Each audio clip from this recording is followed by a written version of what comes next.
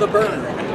Feel it, please. For the betterment of humanity and everything that is good and right. Feel it. Feel it. Yeah. Feel the burn. Hello. Thanks for coming to our rally, everybody. My name is Connor Hopkins Nolan, and I'm from Sebastopol, California. We live in a time where the American people are underutilized. If you can't find a job, it's not because there isn't work to be done. It's because we live in a world where jobs are not aimed at satisfying our needs, but rather to satisfy the wants, the greed of the shareholders of massive corporations. There is plenty of work to be done, and that's what we are here doing today. Thank you. Welcome to the Enough is Enough West Coast Rally!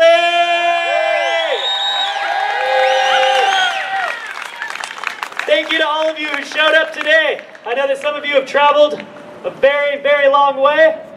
How many of you are here from here in San Francisco? San Francisco? And East Bay? Do we have anyone from the East Bay? There we go. The South Bay? And anyone like me from the North Bay? Yeah, represent. And how many of you came from somewhere even farther than that? Or from out of state even? And how many of you are going to fight for Bernie Sanders to win the presidency?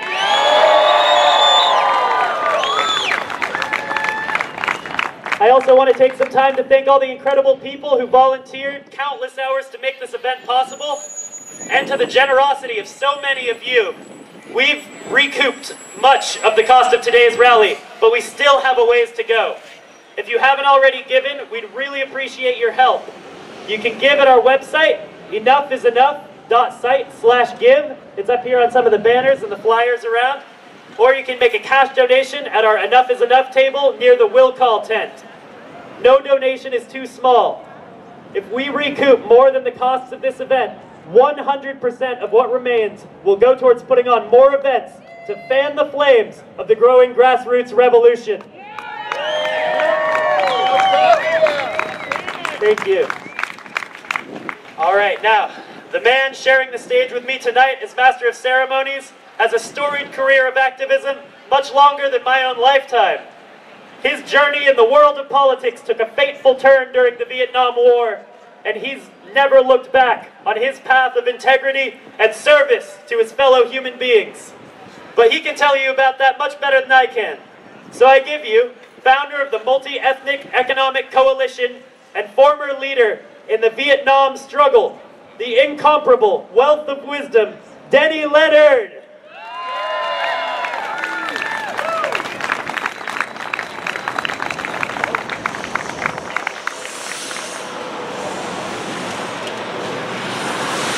Welcome to the rally. Can you hear me? My background started in San Francisco as a Vietnam anti-war activist, and I refused to go to Vietnam to participate in the war while I was in the Army, and I was incarcerated up here in the Presidio for 9 months for that refusal. And that was my introduction to San Francisco. But I came to live here. I taught at Berkeley, and I've been involved in a lot of American Indian affairs and other affairs within the city. It's very important that people stick together in the city, and I remember in 1992 when we had the quincentennial, and in this very building here, the American Indian movement was protesting against Columbus. They were celebrating Columbus's coming to the United States as a discovery, when in fact, you know, there was 20 million native indigenous people already here. So at that time, the Italian community asked me if I would intervene and look at a way to compromise. And the compromise was that the Italian Foundation and the Italian community here would change the name from Columbus to Italian American Week. And they would create a cultural program between Italy and the American Indian community in San Francisco. And there was a gentleman, his name was Joe Trevero. He used to come down to Aquatic Park and stab his flag into the park and discover America.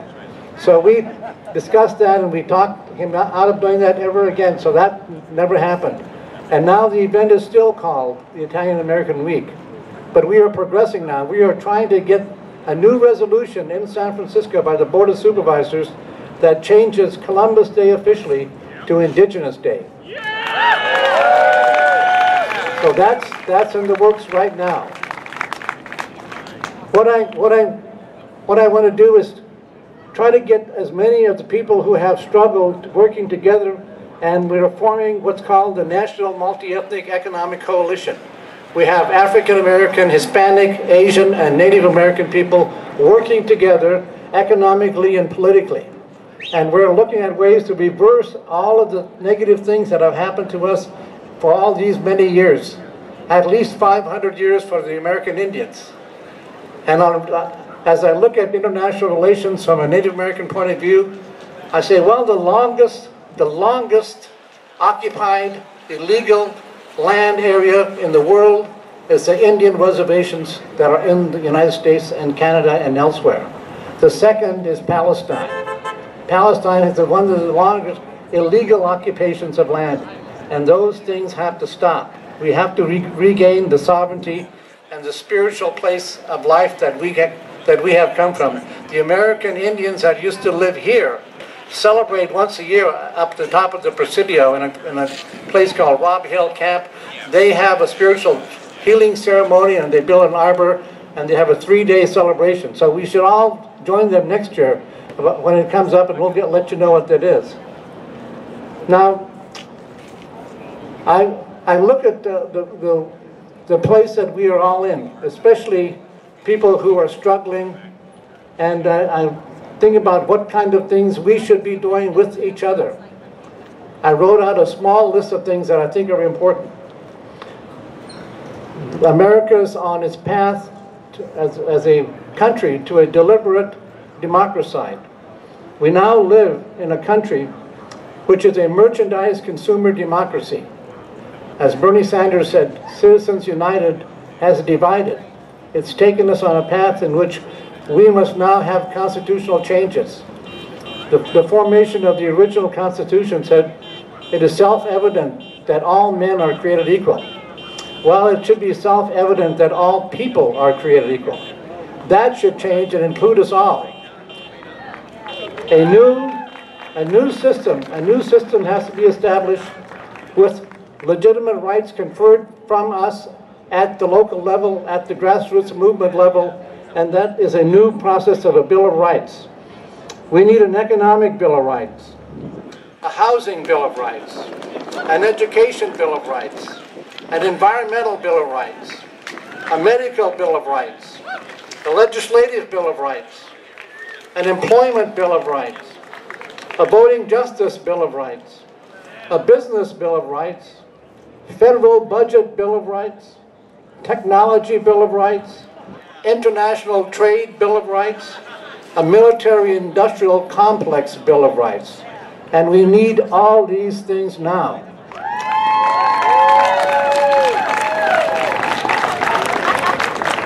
When I look at the legislation, the picture in Washington, D.C. is a very dismal one. After the 2008 crisis, they revised the Dodd-Frank Act, saying that now would not be a responsibility of the federal government to bail out the big banks that are mismanaged and go into bankruptcy.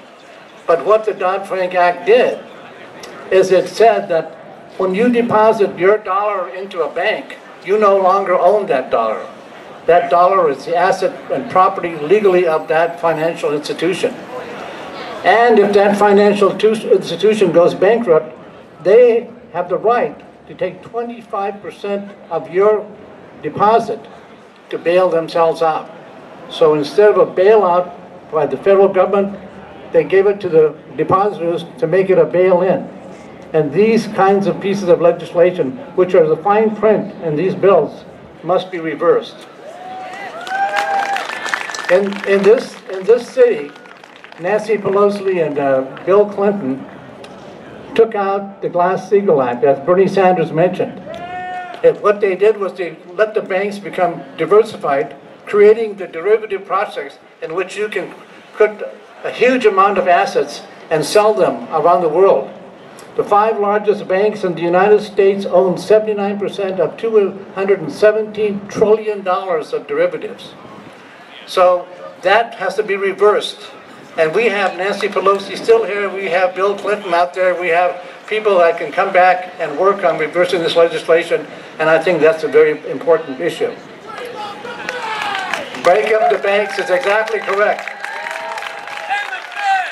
And if you remember, the interest rates are so high for all of us, we need to have, as Ellen Brown states in her book, The Web of Debt, we need to have community banks so they can lend the people in the community money for their projects without interest. That's the way it was, and that's the way it is in North Dakota. North Dakota has its own bank. It lends money to its education, its infrastructure, its schools, and businesses, no interest. So we have to bring that process back. The Fed prints our money, our own currency, and then charges us an interest rate for our own currency. That has to stop. I'm holding here, this is a coin that was minted in Canada by 4 tribes. And they're looking at creating their own currency. They're going to value it as a silver currency, and they're going to market it as a depository process for the rest of the people who know that the paper money's value is diminishing every day. So we sit here in a country that says that it's the greatest country in the world, and we have $17 trillion in debt. We're sitting on $217 trillion of derivatives by our 5 largest banks. At any minute, we will become the 3rd world country. We're looking at ourselves in a process of triumphalism. As the president said, we should be looking at ourselves in terms of diminished asset value.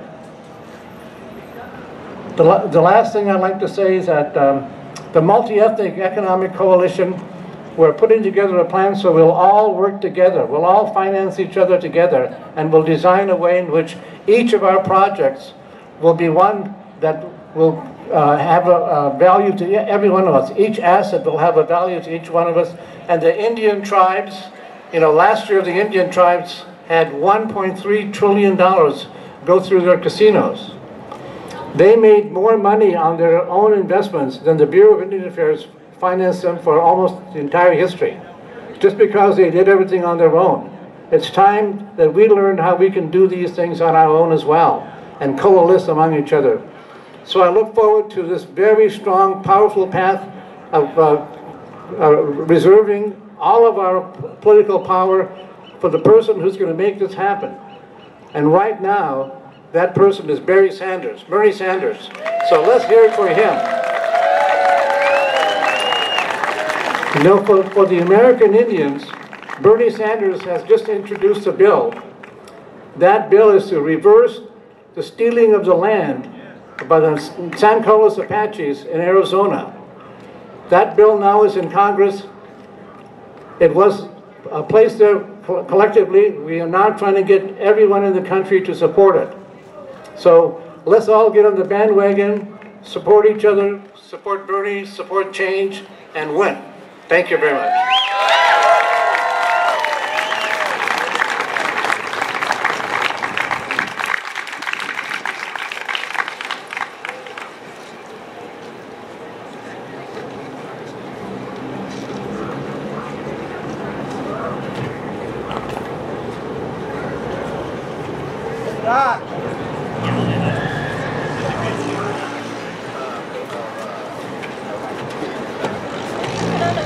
Hello. Can we get a hand once more for the fantastic Deni Leonard?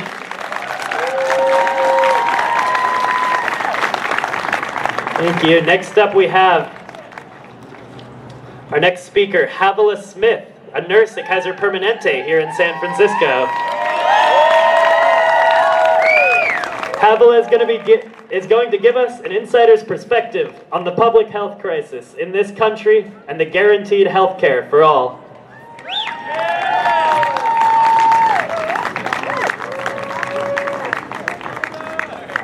Hello, San Francisco. I'm Pamela, a working registered nurse and member of the California Nurses Association,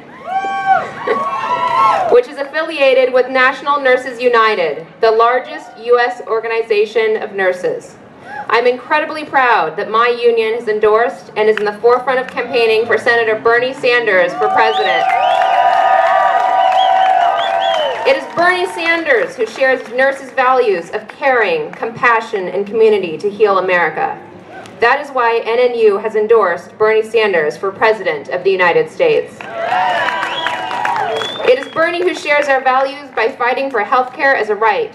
He is a champion for single-payer health care and Medicare for all. At a time when 33 million remain uninsured and so many Americans face bankruptcy due to outrageous medical bills.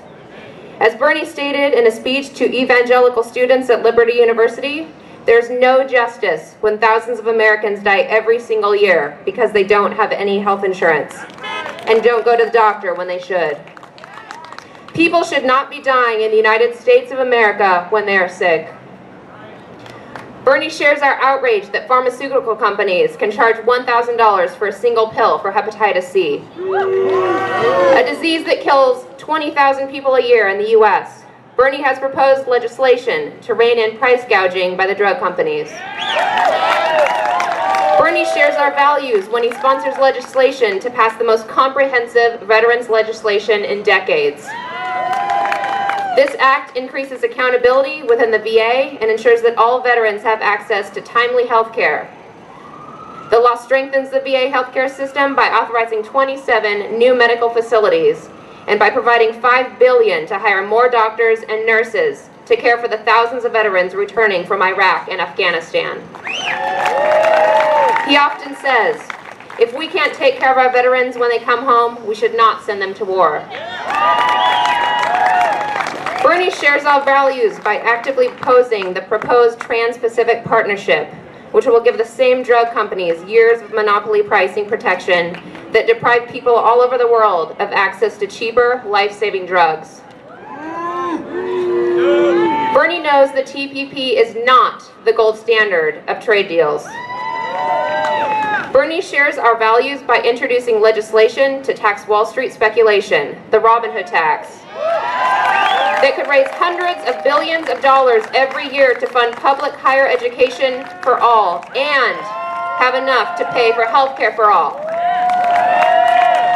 Bernie shares our values in calling for a political movement to end institutional racism in our country and to fix our very broken criminal justice system. Bernie shares our values by not only supporting a strong labor movement and union rights to improve the lives of workers and raise the living standards of all Americans, but he shows that commitment by walking on picket lines, as he has done for many years. We must elect the candidate who has the program and the vision to truly heal America and transform this country. Bernie Sanders is the candidate who has the greatest potential to win back the votes of white working-class voters who have increasingly voted against their own economic interest. He is gaining support in the African American and Latino communities as more people learn of this program. The most far-reaching of any candidate and the only campaign that can generally lead us on a path to change politics, as usual, and actually confront the Wall Street and corporate power brokers who have done so much to hijack our nation and corrupt our politics. Enough is enough. Bernie puts the issues at the center of his campaign, and that resonates across America. Issues like the grotesque income and wealth inequality, the lack of guaranteed health care and family medical leave for every American, and that millions of families are finding it so hard to send their children to college to have decent child care. Bernie is honest and authentic. He does not need to poll to know where he stands or which side he is on. The reason for the Bernie-mentum is precisely because the American people are sick and tired of establishment politics and establishment economics. We all fully understand that corporate greed is destroying our economy and that we have rising poverty and hunger in America and workers' wages have stagnated. Far too many Americans live with chronic insecurity over whether they will be able to afford to go to the doctor, provide for their families, or retire with dignity. As Bernie has said, this is not the economy the American people want. And they're profoundly disgusted by a campaign finance system dominated by big money interest, spending hundreds of millions of dollars to elect candidates whose job it is to protect the wealthy and the powerful. This campaign is about people standing up and fighting back and saying loudly and clearly that this great country and our government belong to all of us and not just a handful of billionaires. When we stand together, there's nothing that we cannot accomplish. Bernie Sanders' challenge to all of us in this grassroots movement that will transform America. So get involved in this political revolution. Join the Bernie Sanders political revolution. Enough is enough.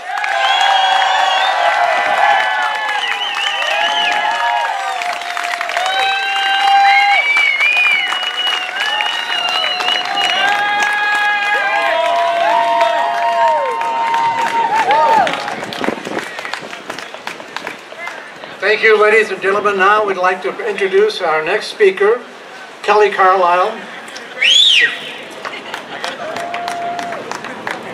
Today would make a wonderful addition to the coalition I was just speaking to you about. She is the founder and executive director of Acta Verba, an urban farm in East Oakland, geared towards educating, empowering, and nourishing the local community. Aside from her work, she's also a Navy veteran who's been variously awarded for her service in the military and to her community. Recently, she was honored for her steadfast commitment to public service with a dinner at the White House hosted by President Obama. Please join me in welcoming one dynamic force of good at the grassroots level and an all-around stand-up lady, Kelly Carlisle.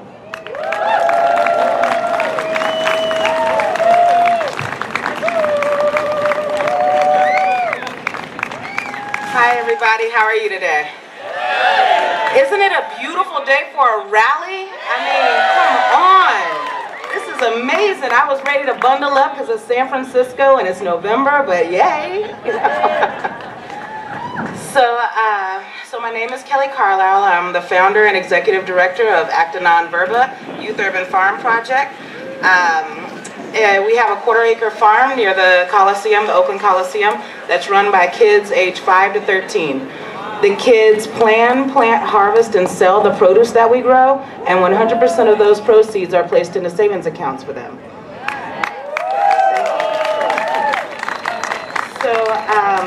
So I'm here to talk about the intersection of, intersection for me, the intersection word, other than driving around and riding my motorcycle, is, it's for traffic, this idea that intersectionality comes into play for social issues is brand new to me. So I'm very honored to be asked to speak here, and I really appreciate you all coming out to hear. Thank you. So I'm talking about the intersection between food justice, social, and economic justice. I wanted to start out by a quote by Chief Luther Standing Bear, who says, "The old Lakota was wise. He knew that the man's heart away from nature becomes hard. He knew that lack of respect from growing living things soon led to a lack of respect for humans too. So he kept his children close to nature's softening influence." This is at the bottom where my work rests, right? So I started the farm because I think farming is actual practical magic, right? You're mixing soil with sun and water, and suddenly you can feed your community.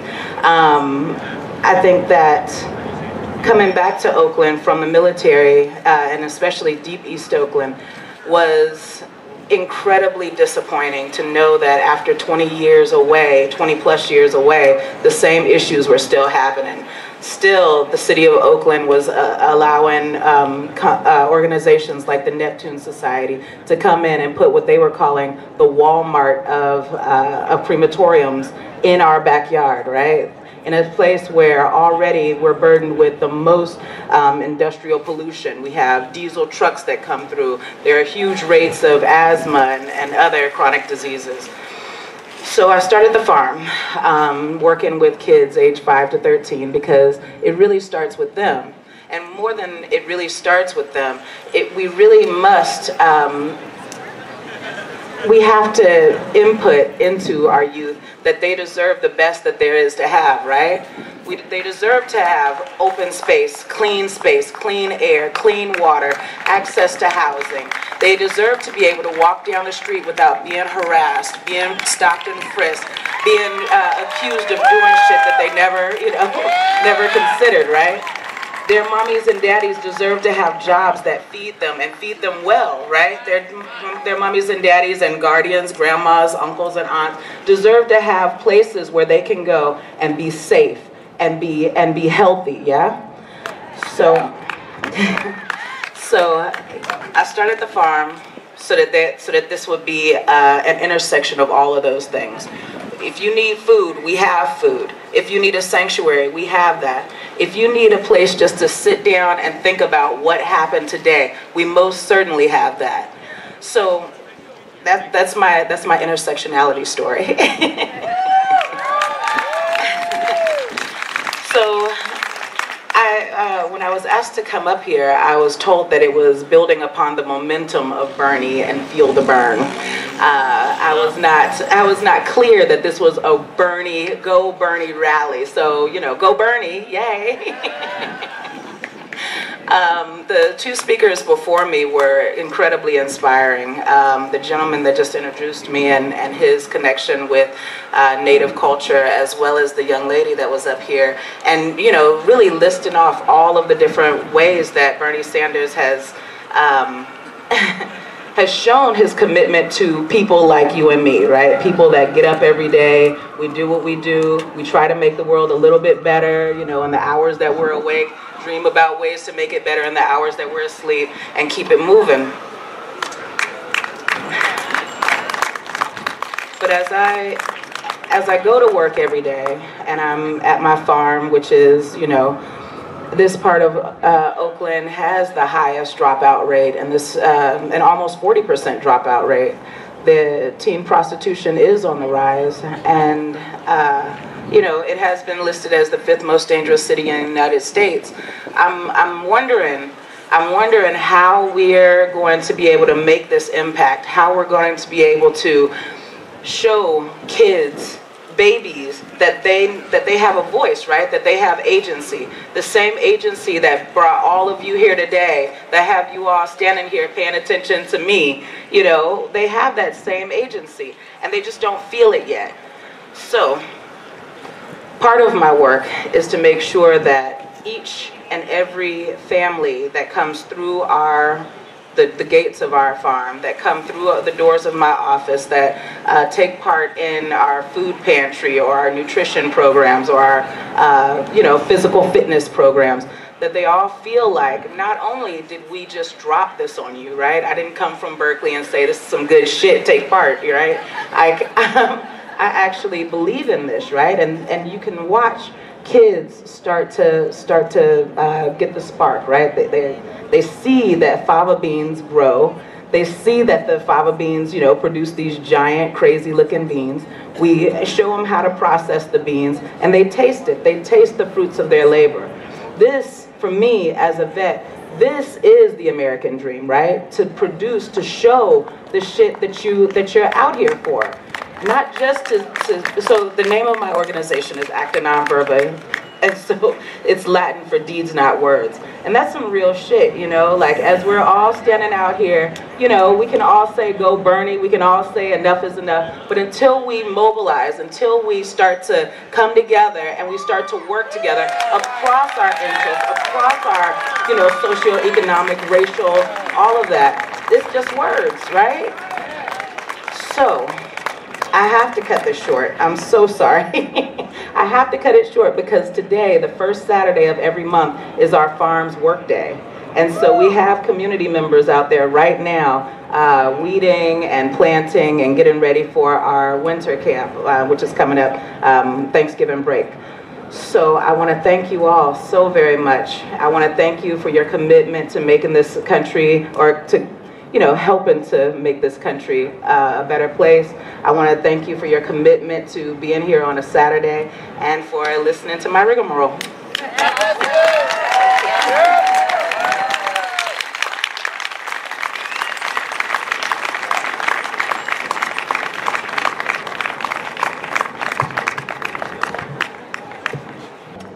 Our next speaker is a man who shares our values. He knows the political system is broken. Congress is broken. Like Bernie Sanders, he wants to fight the wealthy interests that have corrupted our government. And, like Bernie Sanders, he believes the time has come to take our democracy back. Running for the Congress for California's 12th District in 2016, I'd like to introduce Preston Picus.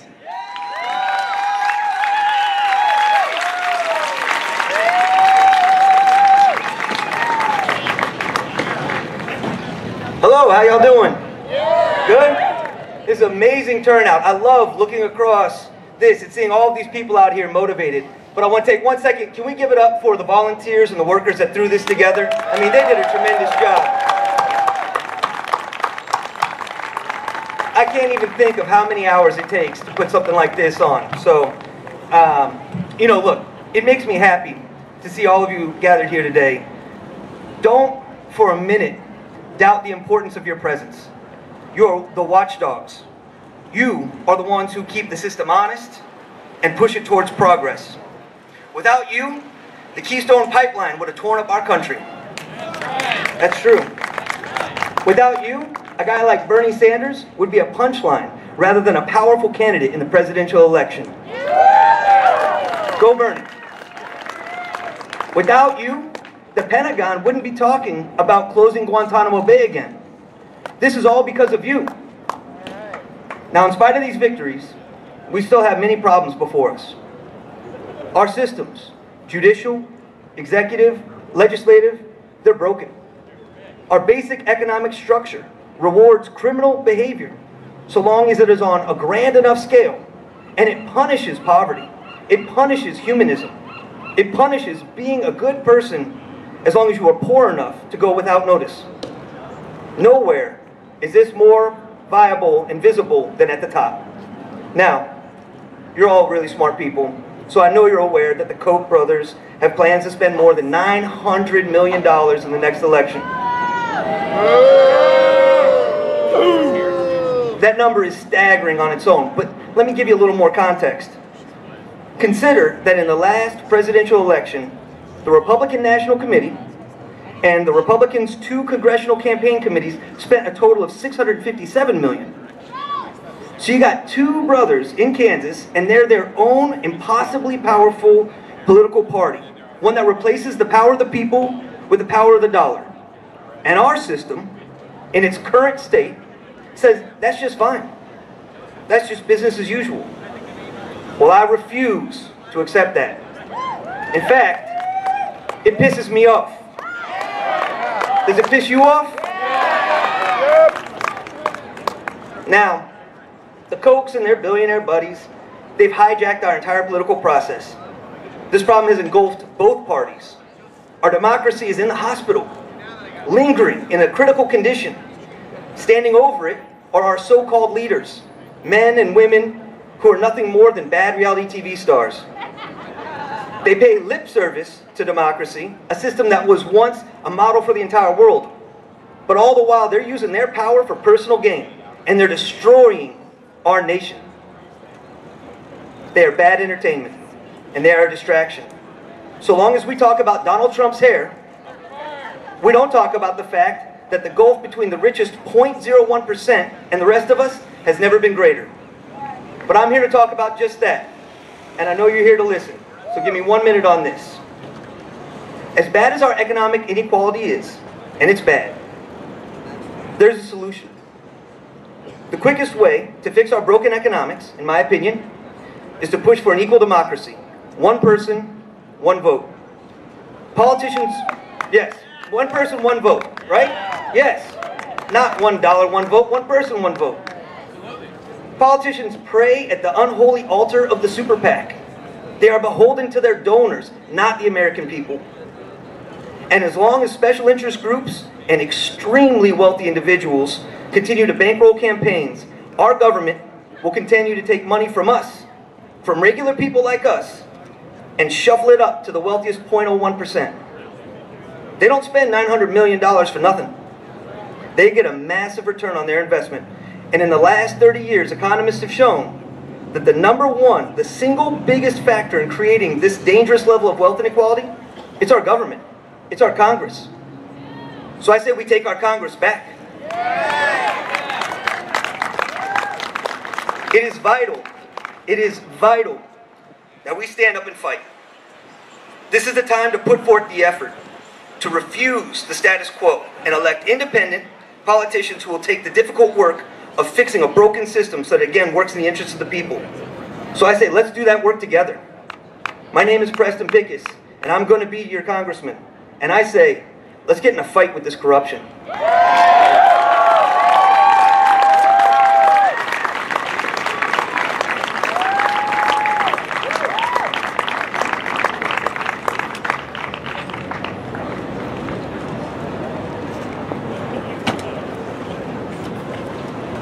Thank you, Preston.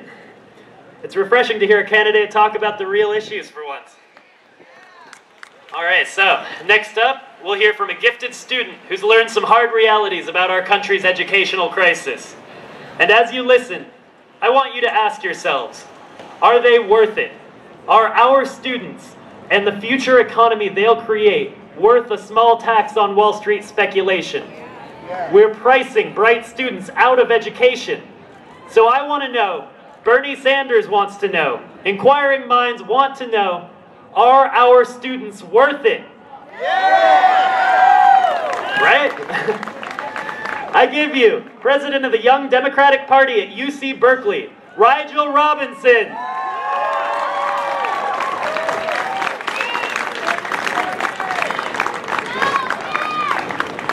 Good afternoon, San Francisco. How many of y'all feel the burn? My name is Rigel Robinson. I'm a student out here at UC Berkeley. Where are my students at? Do we have any students in the crowd? I'm the Vice President of Cal Berkeley Democrats, and I founded UC Berkeley Students for Bernie right here. My family, thank you for coming out. Now, let me tell you real quick. When I came out here to college, I was excited. I was thrilled. I was ready to learn and ready to make the most of the thousands of dollars that I'm dropping every year to pay tuition. What I found, however, at this incredible public university was not what I expected, and I was disappointed. I found classes that can only seat half of the students enrolled in the course, so students are watching their lectures on YouTube instead of in person. I found lecturers getting fired because they weren't adhering to department norms.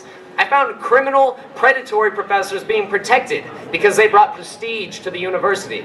And last year, I saw the threat of tuition increases looming over our university, even as administrative salaries were increased across the board. Too often, our public universities are more concerned with protecting their image than their students. They're more concerned with keeping our money than keeping our attention. And as the costs of a bachelor's degree have gone up, the value of having one has dropped. Instead, we power these diploma-churning machines. The University of California is no longer a public university. UC Berkeley is being run more like a corporation. Tuition actually used to be free out here, and that's not some crazy radical concept. It's just the way that we used to run things back when tuition was actually a public good. It's sensitive. Tuition has continued to go up and up and up, but what's truly unacceptable to me is that as the cost of our education has skyrocketed, the quality of our actual learning has plummeted. Huge class sizes are not how we learn. Professors that are just there to do research are not how we learn. Not being able to focus on class because students are burdened by student debt and having to take on part-time jobs is not how we learn. Higher education should prioritize learning, not feeding into the Department of Education's for-profit system of student loans. The fact that the DOE even makes any profit off of student loans is, to me, shameful. Now, y'all have seen the numbers, y'all have heard the statistics, and y'all know that today, our national student debt sits steady at about $1.2 trillion. And y'all know that that debt makes it harder for recent graduates to get employed, to get jobs, to get houses, to get cars, and to fully engage in the market. You know that student debt is literally holding the entire economy and the entire country back. I do not believe that America will ever truly be the land of equality. But I do believe that if we truly try, it can be the land of equal opportunity. And I believe that the first step to ensuring that is making sure that everyone has the opportunity to get an education if they so desire it. And that is why what we're doing out here today is important. That is why we march, and that is why we fight. We fight because where you were born should not decide whether or not you can go to college. We fight because how successful your parents were should not dictate your dreams of success. We fight because the privatization of education across this country is dangerous and insidious. We fight and we fight because education is our right. But do not let these cries end here today. Take this spirit back to your spaces, to your circles, and actualize it. Our demands are broad, our demands are expansive, and some would say our demands are unrealistic. But they are only unrealistic if we do not pursue them. Change is in our hands, believe it, and it will be true. Thank you all for coming out today. Shout out to my family, the UC Berkeley students for Bernie. I'm excited to see some real change happen, and it begins with us. So say it with me. Enough is enough. Enough is enough. Enough is enough. Thank you.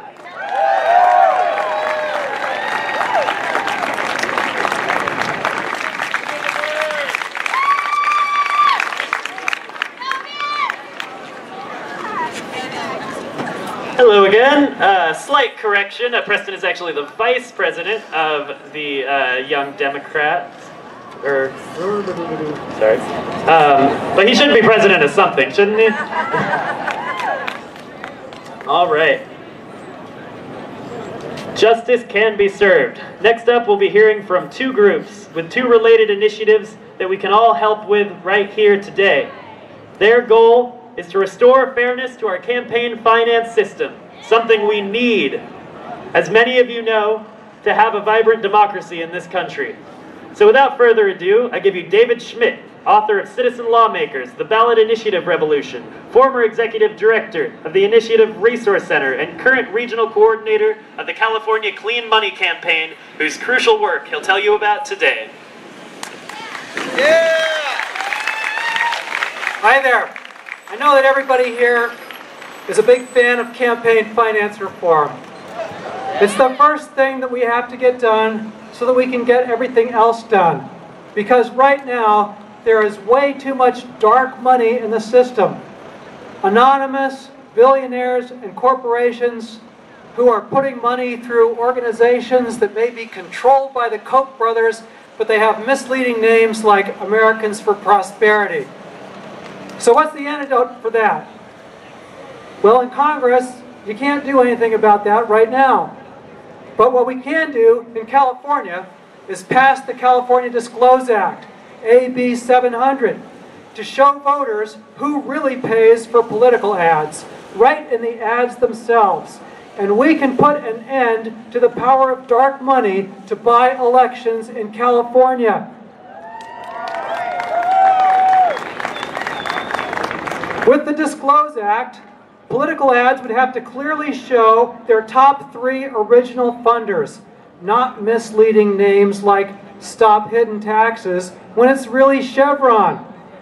And that's an actual committee name that Chevron used for Proposition 26 in 2010 because they wanted to prevent taxes on pollution.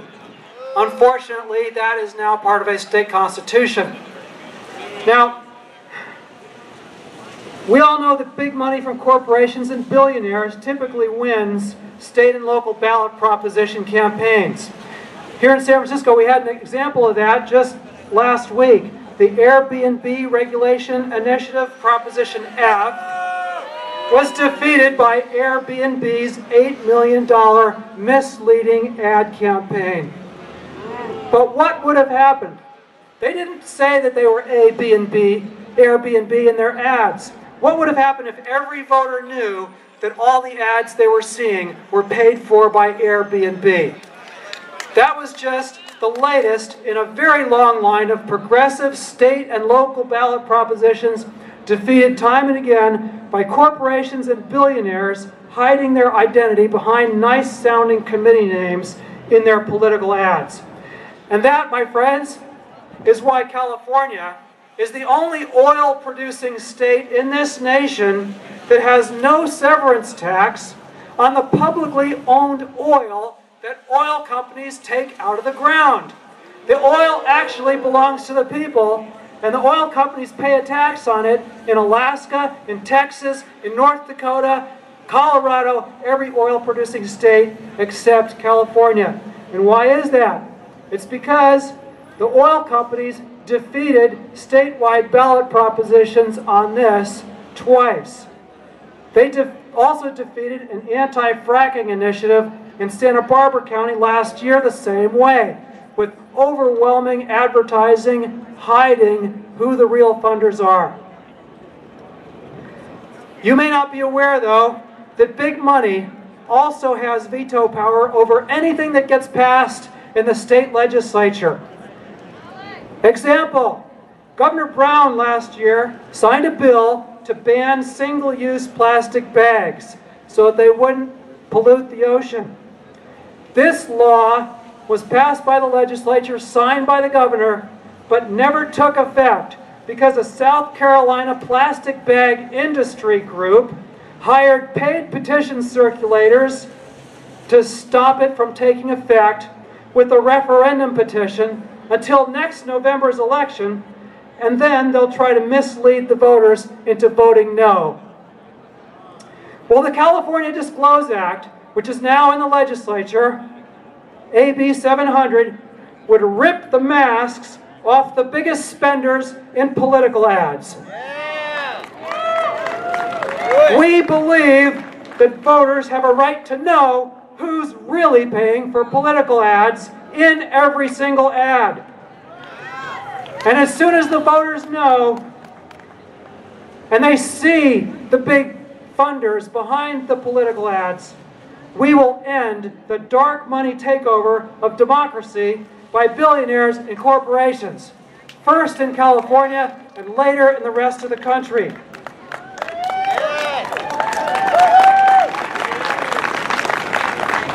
We are a volunteer group. We don't have a lot of money to make this happen in Sacramento. We did get it through the state Senate a year ago, but it didn't pass in the state assembly. So we need your help. We need your signature on our petition to the legislature today to pass the Disclose Act in time to put it in effect before the 2016 elections. And we have volunteer petition circulators out there right now who are circulating this petition. They're holding it up. Please seek them out. We also have a table with more petitions, and you can sign before you leave. But we're not depending on the legislature to get this done. If it doesn't get done, whether the lobbyists and politicians in Sacramento like it or not, if it doesn't get done, we're going to start an initiative petition campaign and put it on the ballot so that voters can pass it next November. And we'll all bat cleanup to end dark money in California. Meanwhile, please sign our petition to the legislature today. Go to our website, cadisclose.org. And remember, this Disclose Act is the key to unlocking the door of campaign finance reform and all the other reforms that you might want. Stopping fracking, taxing the oil companies, keeping the oil in the ground. All that is possible if the voters know who is paying for the ads that they are seeing. It's a game changer. It's the first essential step to overcoming the unlimited political spending of the Koch brothers, the oil companies, the billionaires, and big corporations, first in California and then across the nation.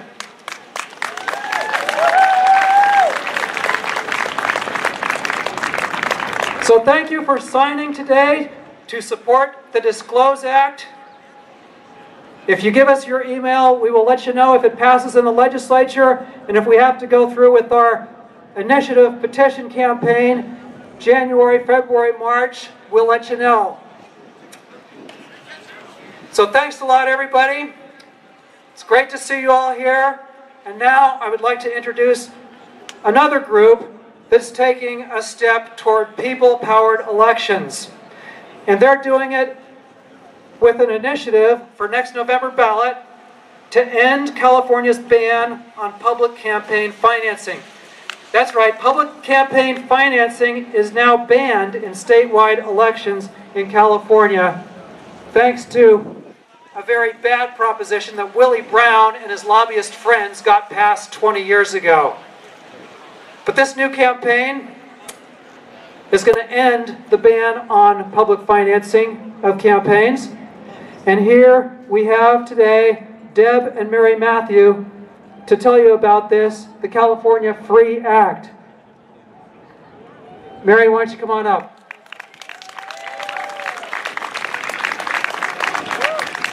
Thank you, David. It's a hard act to follow. And thank you, Enough is Enough, for this great rally. And thank you, everyone, for coming. Feeling the burn? All right, I only have a few minutes. We're here with America's Take Action, and we're going to get right to it. We're here to get a proposition on the ballot to allow public financing of elections in California. Back in 1988, Proposition 73 passed and made publicly funded elections illegal. This proposition, the California Free Act, would overturn that. We're a grassroots organization powered by the people, for the people, with unpaid canvassers, trying to make this a better world. Back in 1972 presidential election, we saw some of the dirtiest tricks in history up to that point, all funded by an illegal slush fund. Now, thanks to Citizens United, those slush funds are legal super PACs. We need your help to get this done, to get the California Fair Reform for Equality in Elections Act on the ballot. So let's get busy, let's get this done.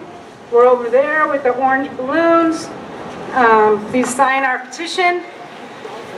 And with that, I'm thrilled to introduce my sister-in-law, Debbie Matthew, who will give you more information. Thank you. All right, thanks, Mary. Thanks, everyone, for coming out tonight. And thanks to the organizers for producing such a great event. I know what kind of work goes into something like this. It's not easy, so thank you, guys. I'm really nervous, and I have notes, and I'm probably going to screw it up anyway, so just bear with me. Hopefully, if I mess up, it'll be funny at the least. Anyway, we've all had enough, right? This is all about the Enough is Enough rally. That's why we're here. We're fed up with the corruption in our politics and our elections. It's in our democracy. It's not even really a democracy anymore. It's not for us. We're not really represented. They like us to think we are, but we're not. And that's why we're here. We're just kind of letting Bernie know we've got his back.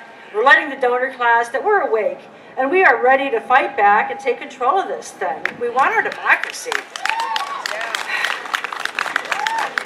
As Mary just said, America Takes Action is working to reverse Prop 73, and that denies Californians the right to publicly funded elections. I mean, really, what a load of crap is that? We have to go to the donor class, for our elected officials have to go to the donor class for their campaign money. And we know that comes with strings attached. So who are they going to work for? Is it us? No. No, it's not. So we're here to get your signatures so we can get it on the ballot to undo the damage they did. It's undemocratic, it's un-American, and they've been messing up California for like 28 years now. Enough. Enough. We've had certain powerful and amoral individuals and organizations usurp our right to self-government. Partly it's our fault. We kind of got lazy at the wheel, but enough. Let's take our rights back from these people, take our country back, and have a government that works for us. So we want your signatures. We need more than 500,000 signatures on this ballot initiative by March 4th. We've got our work cut out for us. We've got about 100 people collecting signatures in the state right now, but wow. So, like Mary said, orange balloons over that way. head on over to our table. We got to sign you up by counties, so there might be a little juggling around with that. There's information over there for you too if you'd rather look us up. But you know, I know you all support this, so come on over, say hi, get some information, sign up if you're ready to do that, and it would be great. Oh, and we're looking for volunteers too. It's unpaid, none of us get $1, but we need help with research, design, social media, traditional media, and of course collecting signatures. So we're really loose, really fun group, and I hope to see you over there. And remember, the sum of the parts is greater than the whole. We've got to work together, people. Right on. Thank you.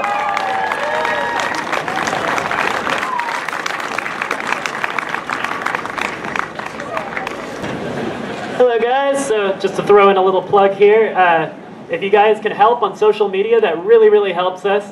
Follow @EnoughWestCoast on Twitter, or use the hashtag #EnoughIsEnough. That's a really good hashtag to organize any sort of posts or feelings you have about this sort of thing. Facebook is another good place to go, and also another Twitter service that they have is Periscope. And so all of this is streaming live video on Periscope right now, so if anyone wants to download that or let anyone that you know, they can watch the event right now and see any of the speakers here today.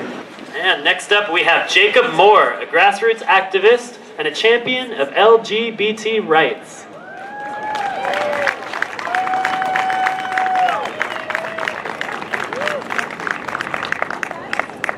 Hello! How y'all doing? Woo! This is so exciting. I'm so happy so many of you people showed up. I want to thank all the people who volunteered. There's been months of work to put this together, and I'm so happy to finally see it. This is really exciting. Okay, so my name's Jacob Moore. I'm a man. I'm also a drag queen, a baby drag queen in Oakland. I go by Mona Clara. You can follow me on Instagram, the Mona Clara. What's up?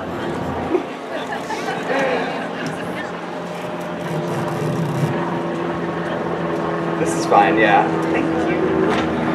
Okay, so Bernie Sanders. As a 19-year-old, gay, pot-smoking, minimum wage working college student, I think he's the best candidate, for sure. For sure. And I also think he's the best for everybody. Whoop. Okay, so I'm gonna get right to the issues facing the LGBT community today.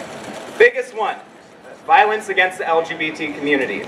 22 trans women have been murdered this year so far. It is the highest number ever. It is insane, and it needs to stop. Kids in school face harassment in the hallways on a daily basis. It drives grades down, it puts people into depression, and it causes suicide. That needs to stop. On average, LGBT people are paid less than all the straight cis people in the world. Trans people are 4 times more likely to make under 10K a year. Same-sex couples are twice as likely to be in poverty than same-sex couples. It's... Youth homelessness is also pretty insane. Despite making up 5% of the population of youth, 40% of homeless youth are LGBT.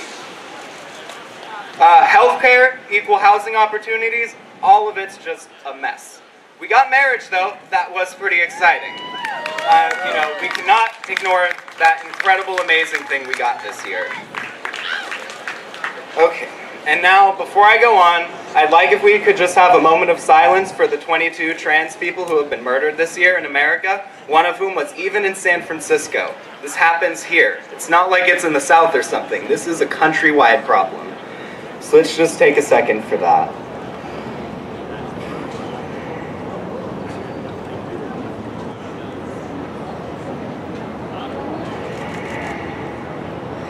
Okay, and now on to the little more exciting things, like Bernie Sanders.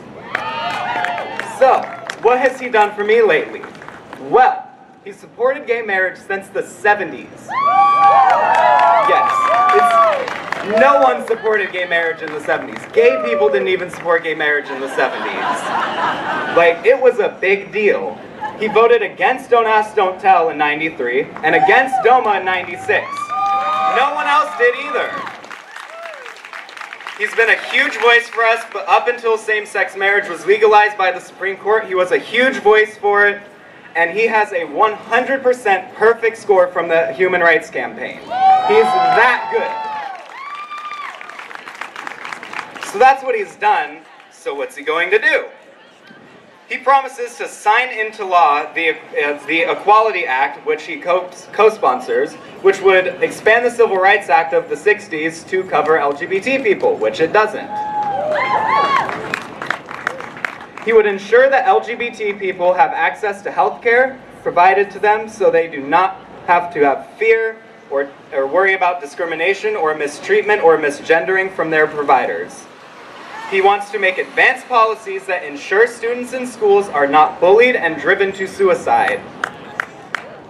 He would require police to adopt policies to rework how they treat especially trans women of color, who are insanely targeted by police. He wants to ban discrimination on LGBT people from getting mortgages, problems with banks, creditors, so we do not no longer get denied by credit cards and student loans. It's actually a much bigger problem than you would think. In the year 2015. Ugh. He also promises, my favorite thing, honestly, he promises to veto any legislation that would protect religious freedom and also take away other people's rights at the same time. Yes. So that's what he would do. He's pretty cool. I like him. He's the best candidate for us, for sure. You like him or you love him? Mm-hmm. And who would think? He's the whitest, the oldest, and a man, and he's the best one. He's the smartest, he's the coolest, and he's the most honest. And you know, you guys are already going to go vote for him, but please volunteer, sign up on BernieSanders.com, come work with us at Enough is Enough. There's all these organizations over back there behind you. Please just take part in this amazing revolution. It's magical. And before I go, I just want to take a little picture of you all because you're all so beautiful. So let's go. Can everyone give me a big yes, Bernie Sanders? Thank you. You're beautiful. Enjoy the rest of your day, everybody. Thank you.